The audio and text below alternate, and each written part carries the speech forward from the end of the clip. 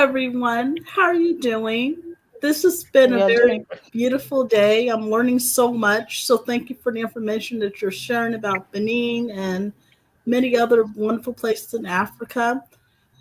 I am from the United States, and I'm going to be sharing a little bit of history of African Americans here. I really feel wholeheartedly is once we get the full story of everything our people went through, that can really bring healing to our nation and also to the continent. And then we can come together and move forward and be victorious in building a united Africa. And that's why I became a Pan African. So thank you for having me on the show today. Hello. I want to say happy Black History Month to the African diaspora. And I also want to take this time to remember my ancestors. I'm going to share a little bit of my genealogy. I am 32% Nigerian, and I am proud to say that I am an African woman. But I also want to talk a little bit of the lineage of my people. Originally, Nigeria was not the name of my people's land. Originally, they called it Igbo land. Igbo land was the land of many high priests. They had their own ways of life before it was destroyed by the Europeans. I also want to say this. Slavery is not our history. Slavery was a pause in our history. The year was 1803. Igbo Landing is a historic site in Denmark Creek on St. Simons Island in Glenn County, Georgia. In 1803, one of the largest, saddest events happened in history for our enslaved ancestors. When the Igbo Landing captives, from what we know now as Nigeria, were taken to Georgia coast in May of 1803, the Igbos and other West African captives arrived in Savannah, Georgia on a slave ship, the Wanderer.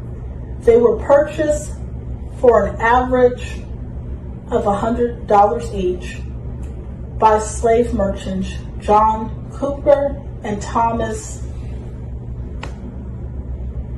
Spalding to be resold to a plantation on the nearby St. Simons Island. The chained slaves were packed under a deck of a coastal vessel, the York, which would take them to Simons. During the voyage, approximately 75 Igbo slaves rose in rebellion, took control of the ship, drowned the capturers, and in the process caused the grounding of a ship at Dunbar Creek. The sequence of events that occurred next remains unclear. It is known only that the Igbo merchants arose singing, led by their chief. Then at his direction, they walked into the marshy waters of Dunbar Creek, ending their lives. And the song, I don't know the language of the Igbo, but I'm going to sing a little bit of what it might sound like, and it's a song that we sing here in America during the civil rights movement. My singing is not the best, but I'm going to sing what it might have sounded like. Oh, freedom, oh, freedom, oh, freedom over me. And before I be a slave, I'll be buried in my grave and go home to my Lord and be free.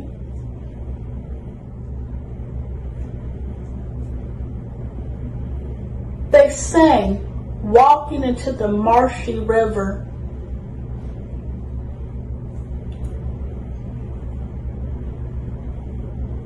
because they knew death would be better than to be enslaved for the rest of their life.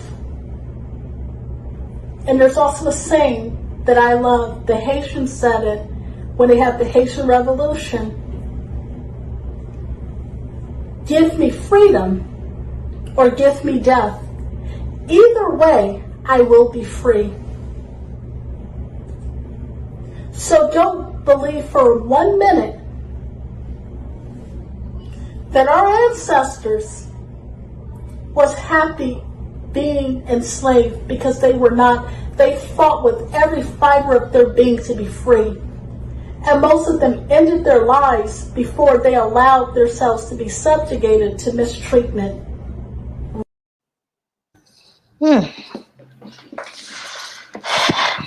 I'm a little bit emotional with that presentation. We have similar story in the Benin Kingdom. They were going to also arrest him, Obayuwana, that one there. Yes. They were going to arrest him, but the man said, they cannot touch me. I can never ever divulge the secrets of my kingdom. Obame cannot. It is not going to be me that will unfold where he is. And so, rather than allow you to make me divulge the secrets of my kingdom, I will die. He cut off his head. He killed himself. Oh yes, he killed himself. Instead of surrendering his Oba no, he killed himself. British Army. Oh yes, he killed himself. So Chief Obayuwana. And that was what... As a hero. Yes, he died the death of a hero. And so at the end of the day, when Obahura discovered that there was bloodshed in the land, So that is the story. Obayuwana decided to take his own life instead of revealing the secret of his kingdom, because the British armies were killing most of the chiefs in the palace. Instead of him dying in the hands of British armies, he decided to take his own life.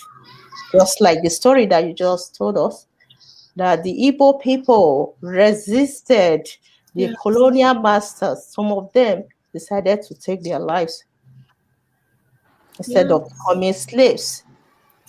Yes, and the thing about it, that's also what led them to say here in the United States, they start to tell slaves, if you killed yourself, you would go to hell, because they were losing money on slaves that were committing suicide.